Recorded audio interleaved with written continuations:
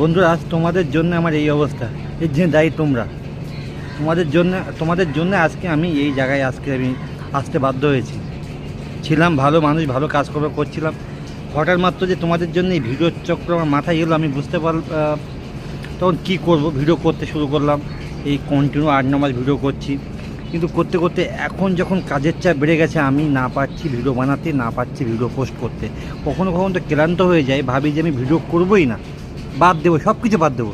যে তোমরা যে আমার 1000-500 যে সমস্ত আমার ভিউ আমার আসে, যখন আমার কোনো ভিডিওতে 1000, 1.5K, 1.3K বা 500-800 যখন ভিউ আসে, তখন ভাবি যে আমার এই সমস্ত ফ্রেন্ডের জন্য আমাকে ভিডিও বানাতেই হবে। আমি তখন সত্যি কথা বলে তোমাদের মায়ায় পড়ে গেছি বন্ধুরা। আর নিজের কষ্টটাকে লুকিয়ে রেখে যে তোমাদের সামনে আমি ভিডিও করব, আমি ইচ্ছা হয় আমি করব, কিন্তু আমি সত্যি সময় পাচ্ছি না। তাই আমি ভাবছি আমি ভিডিও করা বন্ধ করে দেবো।